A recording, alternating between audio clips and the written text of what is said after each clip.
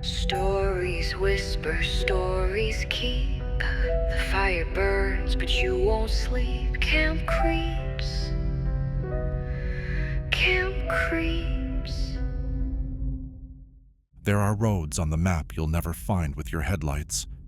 Places that only appear when you're too tired, too desperate, too far from home.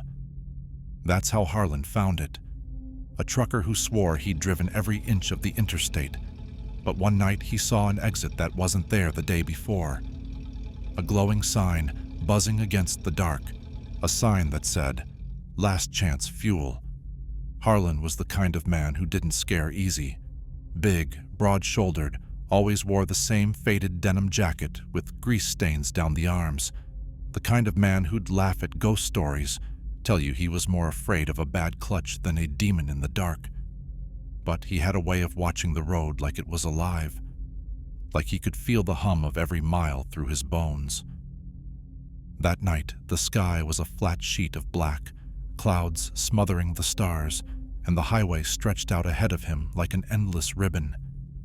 His eyes stung from fatigue, his knuckles locked around the wheel. He'd been pushing too long without stopping, the kind of run where your brain drifts and the white lines blur into one endless stripe. His gas gauge was low, lower than it should have been. He swore he'd filled up earlier that evening, but the needle hovered just above empty, the warning light glowing faint red. He muttered a curse under his breath, leaned forward like he could will the truck farther down the line. Out here, gas stations were few and far between. Miss one, and you might as well start walking. The CB was dead quiet. No truckers on the airwaves, no chatter, no company but the hum of the engine and the occasional rattle from somewhere under the dash. Harlan reached for his thermos of coffee, cold and bitter by now, and took a sip. His hands shook just a little, though he'd never admit it.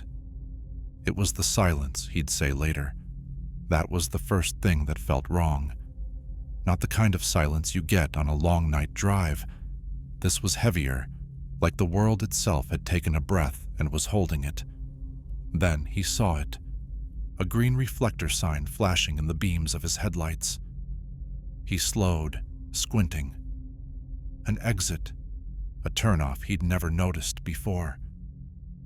The sign above it was half dead, neon buzzing faintly against the dark. The sign said, "Last chance fuel." And here's the thing, Harlan knew this stretch of road, knew it like the back of his hand. There wasn't supposed to be an exit here, not for another 30 miles in either direction. But the sign was there, and the needle on his gas gauge was sinking. That's when he started down the ramp. The ramp dropped away from the interstate like a tongue of cracked asphalt, curling down into the dark. Harlan eased the rig onto it, tires grumbling over loose gravel.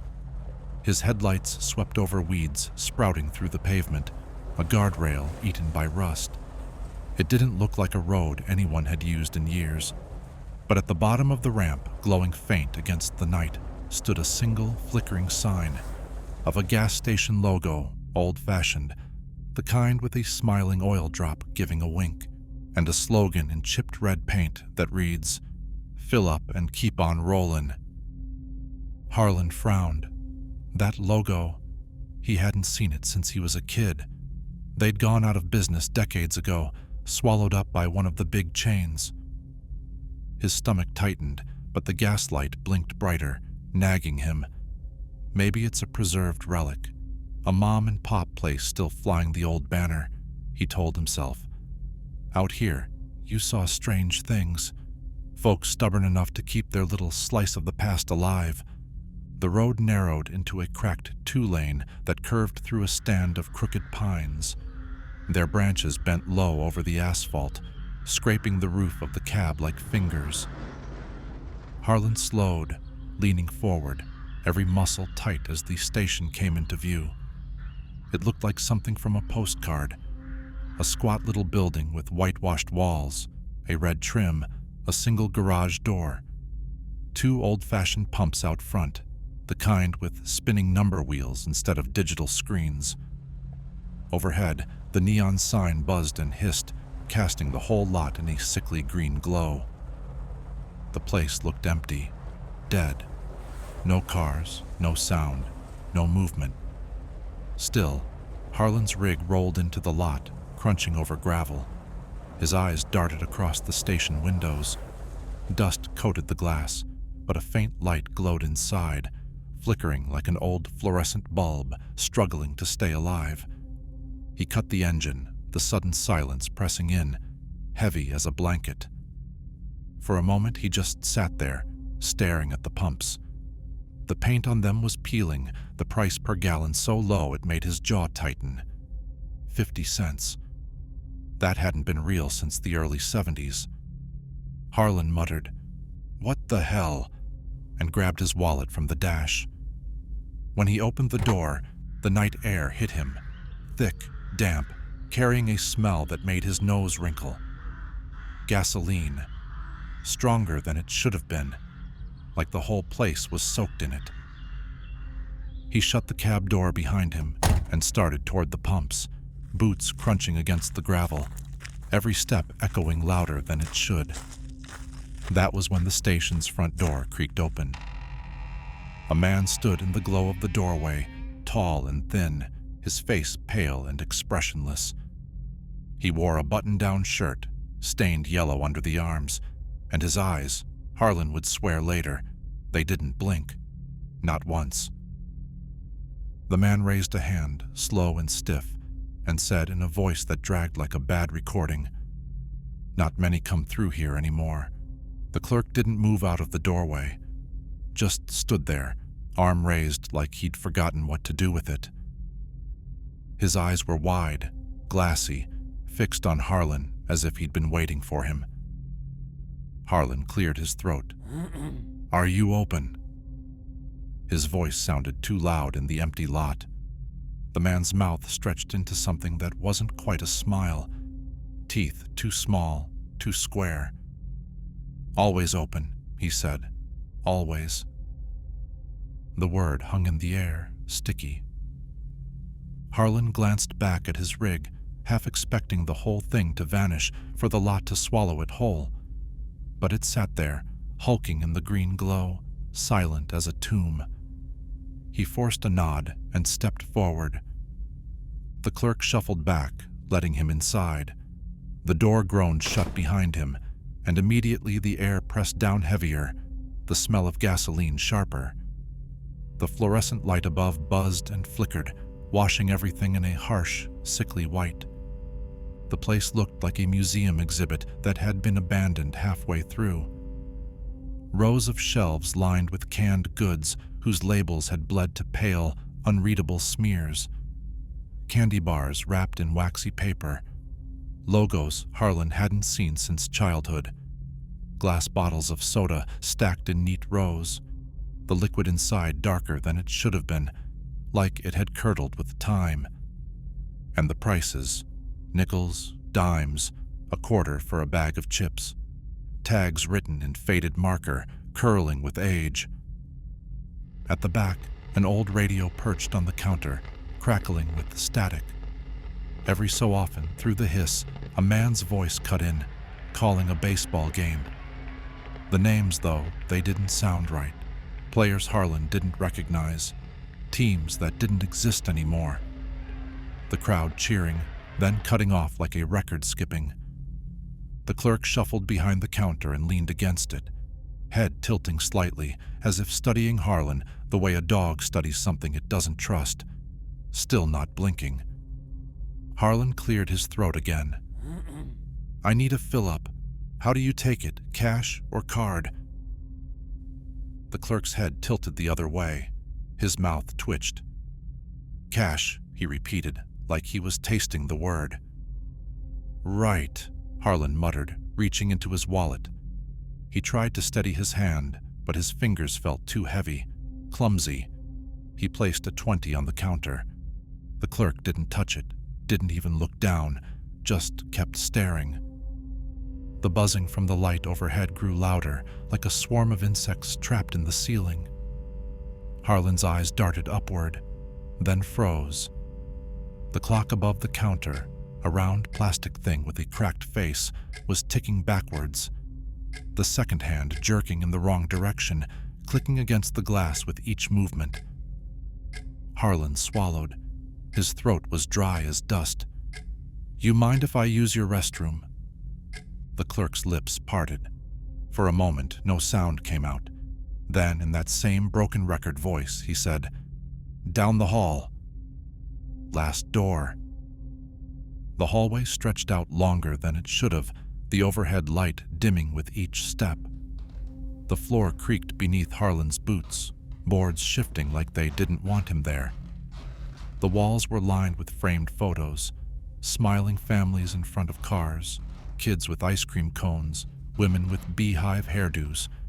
But every single face in those pictures had the same eyes, too wide, too glassy, like the clerk's. By the time he reached the bathroom door, Harlan's stomach was a knot. He pushed it open, the hinges screaming. Inside, the air was damp, colder than it should have been. The mirror above the sink was fogged, though there was no steam. He leaned close, rubbing the glass with his sleeve, and froze. The reflection staring back at him wasn't his own. It was the clerk's face.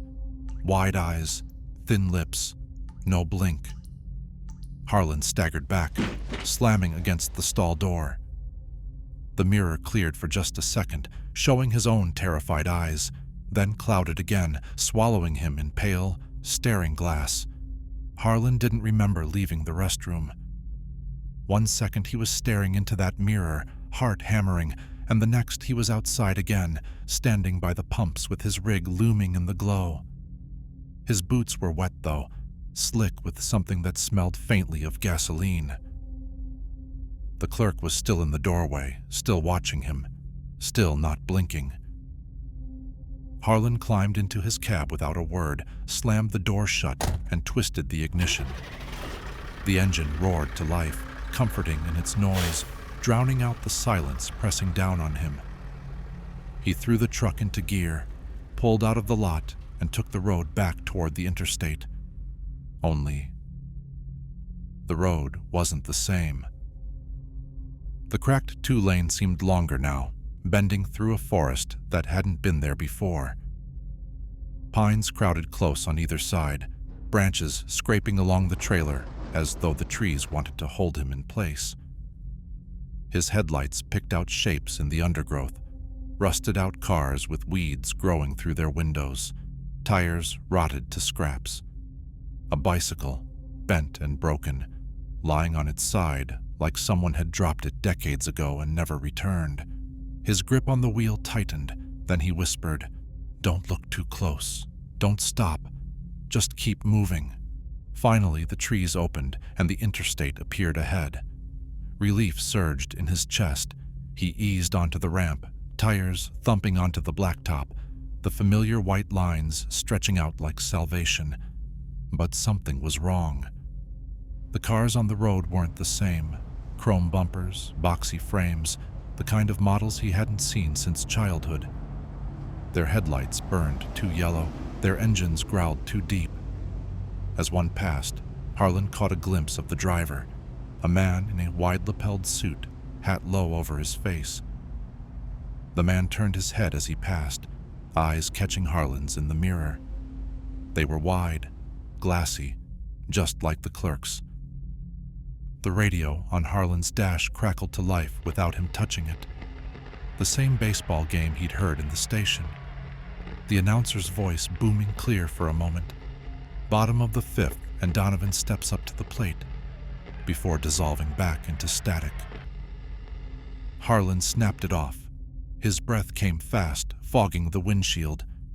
He drove for miles without blinking, without moving, just staring ahead, until the neon glow appeared in his mirrors. At first faint, then brighter, buzzing green against the dark. Last chance fuel. He swore, jerking his wheel, nearly tipping the rig as he tried to push faster. The glow faded. For a moment, he thought he'd outrun it. But when he finally spotted a diner up ahead, lights warm against the night, He pulled in without hesitation. He needed people, noise, something real.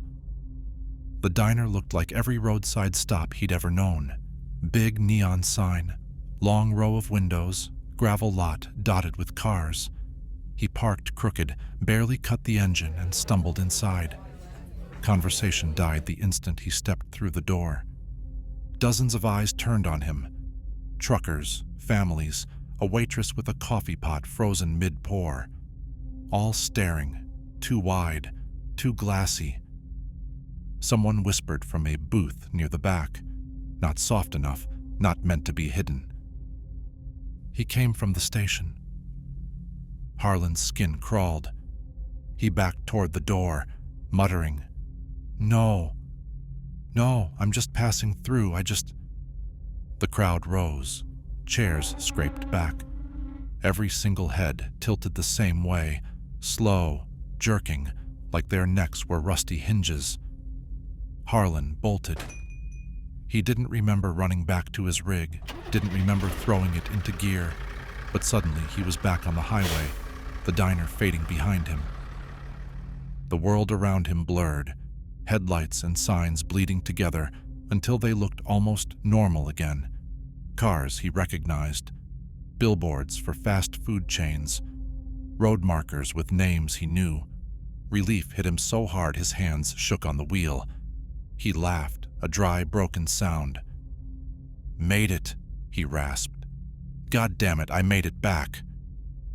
But then, faint in his side mirror, a glow sparked in the dark, buzzing green.